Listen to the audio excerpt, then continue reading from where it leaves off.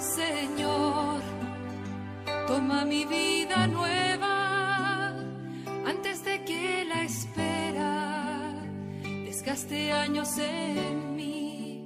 En el nombre del Padre, y del Hijo, y del Espíritu Santo. Amén.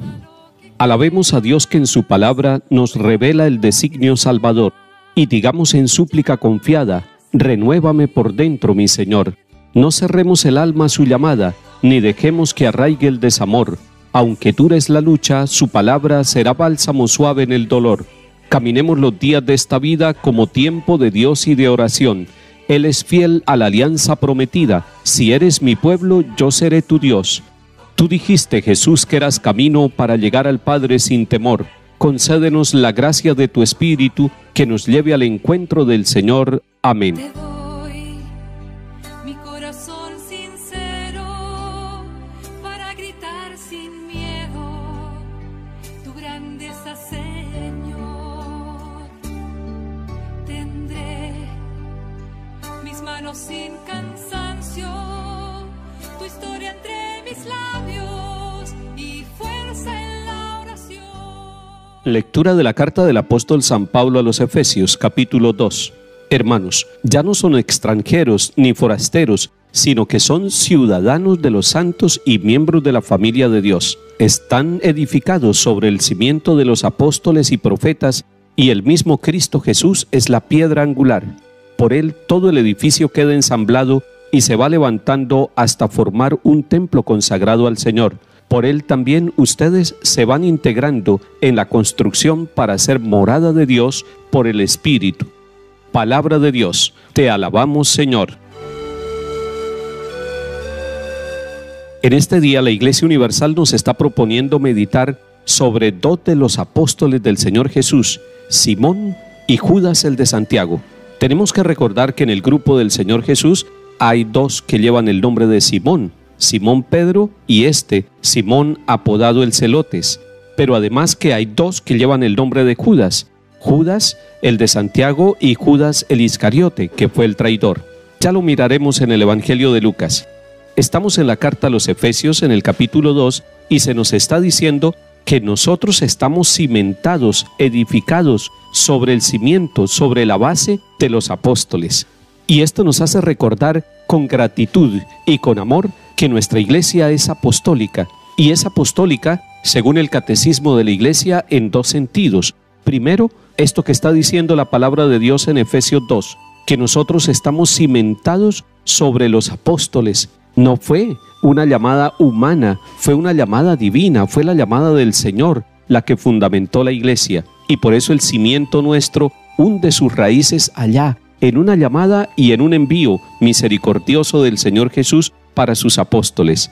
Los 12 apóstoles son el nuevo pueblo de Israel, son el pueblo que sirve de cimiento para toda la humanidad y que le da fortaleza a esta construcción, a esta edificación, que es la iglesia, una edificación espiritual. Cuando hablamos de iglesia y de edificación, posiblemente pensemos en las construcciones bellas, en las capillas campesinas, en los templos hermosos, en las ermitas y catedrales, en las basílicas. Eso es parte de la arquitectura y de la fe que se manifiesta también en estas obras materiales. Pero sobre todo es la construcción espiritual, con piedras vivas, como diría la carta de Pedro, piedras vivas que son hombres y mujeres que por el bautismo entran a formar parte del templo, y este templo que es vivo, que es de hombres y mujeres, este templo que es humano, es el pueblo de Dios, consagrado al Señor.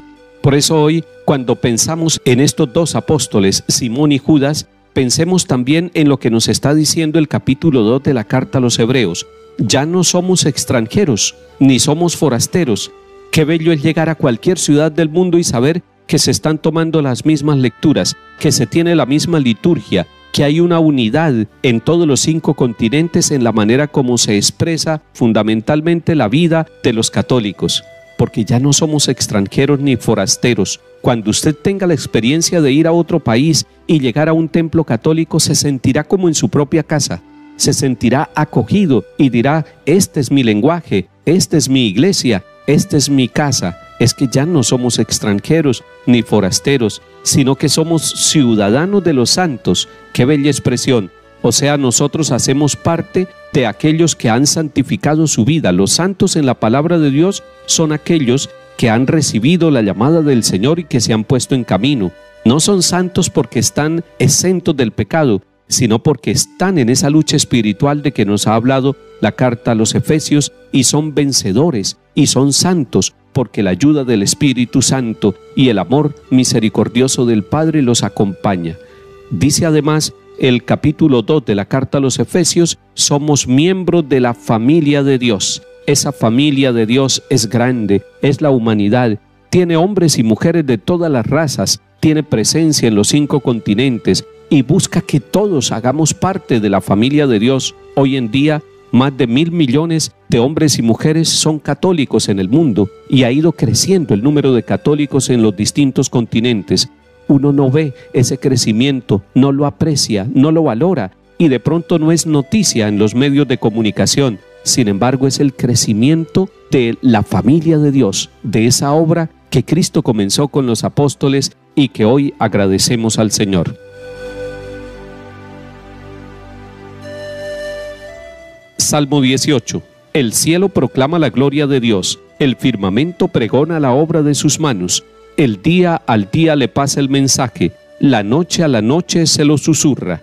Sin que hablen, sin que pronuncien, sin que resuene su voz, a toda la tierra alcanza su pregón y hasta los límites del orbe su lenguaje. Lectura del Santo Evangelio según San Lucas, capítulo 6. En aquel tiempo subió Jesús a la montaña a orar y pasó la noche orando a Dios. Cuando se hizo de día, llamó a sus discípulos, escogió a 12 de ellos y los nombró apóstoles: Simón, al que puso el nombre de Pedro, y Andrés su hermano, Santiago, Juan, Felipe, Bartolomé, Mateo, Tomás, Santiago Alfeo, Simón apodado el Celotes, Judas el de Santiago y Judas Iscariote, que fue el traidor. Bajó del monte con ellos y se paró en un llano, con un grupo grande de discípulos y de pueblo procedente de toda Judea, de Jerusalén y de la costa de Tiro y de Sidón. Venían a oírlo y a que los curara de sus enfermedades. Los atormentados por espíritus inmundos quedaban curados, y la gente trataba de tocarlo, porque salía de él una fuerza que los curaba a todos. Palabra del Señor. Gloria a ti, Señor Jesús.